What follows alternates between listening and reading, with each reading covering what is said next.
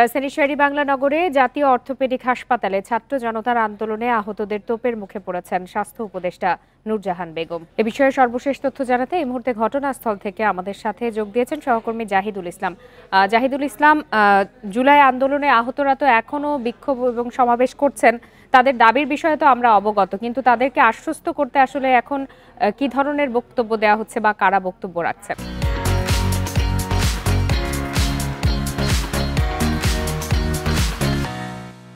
আমি কিছুক্ষণ আগেই জানাচ্ছিলাম যে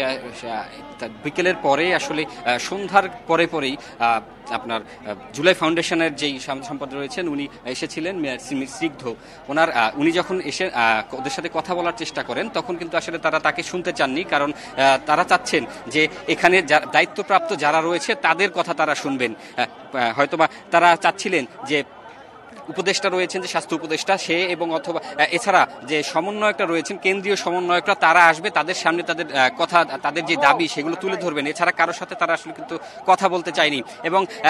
স্নিগ্ধ কিন্তু বহুক্ষণ চেষ্টা করেছেন যে তাদের সাথে কথা বলার জন্য, তাদের দাবি দেওয়া শোনার জন্য, তারা তাকে কোনোভাবেই রাজি হয়নি। আমরা দেখেছি কিছুক্ষণ আগে স্যার আমাদের এখানে আন্দোলনকারীদের সাথে যোগ দিয়েছেন আসলে হাসনাত আব্দুল্লাহ, যিনি সমন্বয়ক দায়িত্ব পালন করেছেন, এবং তিনি এখন কিন্তু তাদেরকে বোঝানোর চেষ্টা করছেন যে আসলে তারা যে রাস্তা আটকে এভাবে আন্দোলন করছেন সেটি আসলে উচিত হচ্ছে কিনা, এবং তিনি কিন্তু বোঝানোর চেষ্টা করছেন যে রাস্তায় আসলে এভাবে করে আসলে কতটা তারা লাভ হবে সেটি। এখন তারা তাদের কাছে তাদের যে সমস্যাগুলো রয়েছে সেগুলো কিন্তু তারা শুনছেন, এবং যারা তাদেরকে তাদের সমস্যাগুলো তুলে ধরছেন তারা কিন্তু কিছুক্ষণ পরই আসলে মারমুখী আচরণ করতেছেন। এবং এই ক্ষেত্রে বলা যাচ্ছে যে আসলে যেখানে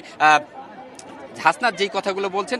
কিছুক্ষণ আগেই চেষ্টা করেছেন যে আসলে তারা কি বলতে চায় সেগুলো বারবার করে একই কথা তাদেরকে বলা হচ্ছে, এবং হাসনাত এতক্ষণ ধরে চেষ্টা করছেন যে তারা তাদের কথাগুলো শুনে যেন তারা এই আন্দোলনটি এখন আপাতত বন্ধ করেন এবং তারা যেন হসপিটালে ফিরে যান। যারা অসুস্থ রয়েছে, এখানে জানেন যে এই বিকেল থেকে দুপুরের পর থেকেই কিন্তু যারা অসুস্থ রয়েছেন, জুলাই আন্দোলন যারা আহত, তারা কিন্তু রাস্তার উপরে বসেই আসলে এই আন্দোলনটি করছেন এবং তাদের সাথে রয়েছেন তাদের আরো সহযোগীরা। এবং এখন পর্যন্ত আমরা যতটুকু দেখতে পাচ্ছি হাসনাত আব্দুল্লাহ তার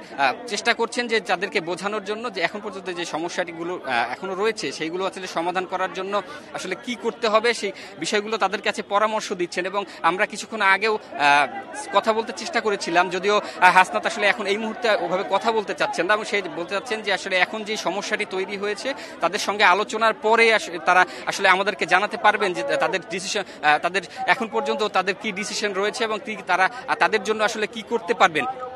এই সন্ধ্যার পরে থেকেই কিন্তু আসলে এখন পর্যন্ত যেই পরিস্থিতি রয়েছে সেটি কিন্তু উত্তপ্ত অবস্থায় রয়েছে। আমরা এতক্ষণ ধরে দেখতে পাচ্ছি যে আসলে এর আগে যখন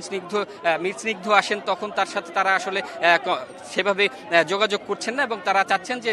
বড় উপর পর্যায় থেকে কারোর সাথে তারা আসলে আলোচনা করতে চান। এখন যেহেতু হাসনাত আব্দুল্লাহ এসেছেন এবং তিনি কথা বলছেন, আশা করা যায় হয়তোবা কিছুক্ষণের মধ্যে তারা তাদের দাবিগুলো তার সামনে তুলে ধরবেন এবং পরবর্তী কি করণীয় আছে সেগুলো সে আসলে তাদেরকে পরামর্শ দিবেন।